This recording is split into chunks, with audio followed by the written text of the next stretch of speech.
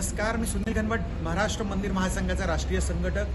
पंढरपूर देवस्थानामध्ये विठुरायाच्या मूर्तीचं लेपन रासायनिक पद्धतीने होणारं ही बातमी सर्वत्र आलेली आहे. वास्तविक पाहता यापूर्वीचं जे 2-3 वेळा लेपन झालेलं आहे, या लेपन प्रक्रियेच्या वेळेस अगदी ठणकावून सांगण्यात येत होतं की पुढचे 10 वर्ष मूर्तीला काही होणार नाही, परंतु 2-3 वर्षातच पुन्हा हे लेपन का करावं लागतं हा मूळ प्रश्न या ठिकाणी आहे. आणि इपॉक्सी प्रकारचं लेपन असेल किंवा रासायनिक पद्धतीने लेपन करण्याची प्रक्रिया आहे ही अत्यंत चुकीची असून या माध्यमातून मूर्तीची मोठ्या प्रमाणावर झीज होते किंवा एक धोका निर्माण होत असतो.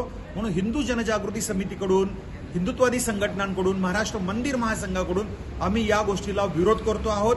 धर्मशास्त्रातल्या जाणकारांची, शंकराचार्यांची, संत महंतांची मतं घ्यावीत आणि धर्मशास्त्राच्या अनुसार जे काही अगदी करायचंच असेल तर त्या पद्धतीची लेपन प्रक्रिया करावी. परंतु कुठल्याही प्रकारची इपॉक्सी असेल किंवा रासायनिक पद्धती जी आता नव्याने स्टोन पावडरचा उपयोग करून केली जाणार आहे, याला सुद्धा विरोध आहे. धर्मशास्त्रानुसारच ही करण्यात यावी आणि लाखो वैष्णवजनांच्या, वारकऱ्यांच्या, हिंदू बांधवांच्या भावना जपाव्यात. याला जर विरोध सगळीकडनं होत असताना त्या पद्धतीने केलं गेलं तर भाविक रस्त्यावरती उतरून याला विरोध केल्याशिवाय राहणार नाहीत. पुन्हा एकदा आम्ही या रासायनिक प्रक्रियेला विरोध करतो. धर्मशास्त्रानुसारच याचा विचार केला जावा ही मागणी या ठिकाणी करतो. नमस्कार.